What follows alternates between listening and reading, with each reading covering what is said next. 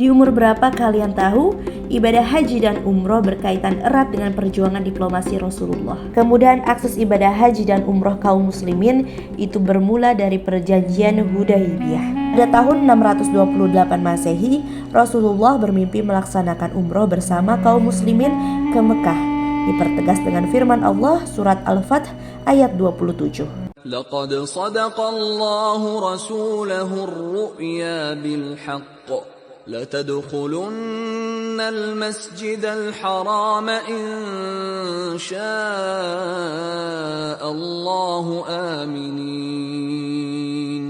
آمنين محلقين رؤوسكم ومقصرين لا تخافون فعلم ما لم تعلموا فجعل من دون ذلك فتحا قريبا. Lalu Rasulullah menyampaikan mimpinya kepada para kaum muslimin serta mengajak mereka untuk berangkat umroh bersama. Nabi Muhammad SAW dan 1.400 kaum muslimin memulai perjalanan menuju Mekah untuk melaksanakan umroh dengan membawa hewan untuk kurban dan senjata hanya pedang. 10 km dari Madinah, mereka mulai berihram dan bertalbiyah. Selama perjalanan ke Mekah, mereka mendengar isu bahwa kaum Quraisy di Mekah menolak kedatangan mereka. Sampainya di Hudaybiyah, unta Nabi Muhammad SAW berhenti. Dan disinilah para kaum muslimin membuat tenda untuk beristirahat. Rasulullah dan kaum muslimin memutuskan untuk menetap selama beberapa hari di Hudaybiyah sambil bernegosiasi dan mencapai kesepakatan damai dengan kaum Quraisy agar ibadah umroh tetap dapat terlaksana.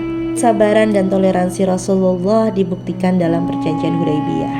Pertama yaitu kaum Quraisy menolak penulisan Bismillahirrahmanirrahim di surat perjanjian dan mereka menolak penulisan Rasul utusan Allah sehingga diganti menjadi Muhammad bin Abdullah.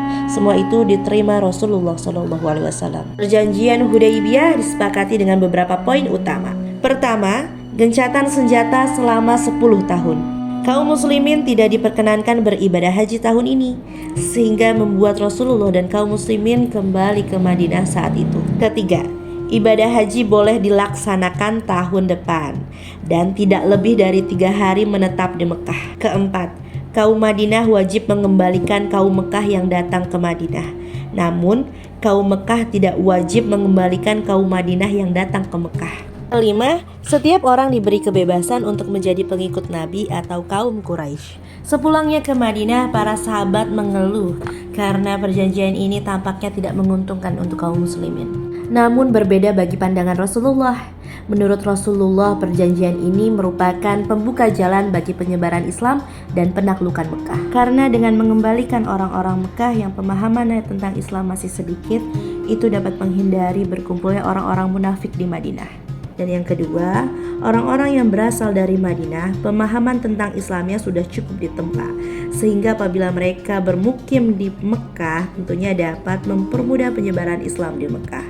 Perjanjian yang dilakukan oleh kaum Quraisy dan kaum muslimin itu disebut sebagai perjanjian Hudaybiyah karena proses negosiasi dan pembuatan perjanjian itu berada di wilayah Hudaybiyah. Berada 38 km dari Mekah di Jalan Jeddah Lama, dan wilayah Hudaybiyah dijadikan tempat mikot karena lokasinya yang strategis di jalur utama menuju Mekah dan kemudahan akses. Perjanjian Hudaybiyah dan penetapan Hudaybiyah sebagai mikot merupakan bagian penting dari sejarah Islam, menandai kesabaran dan kebijaksanaan Nabi dalam mencapai tujuan dakwah.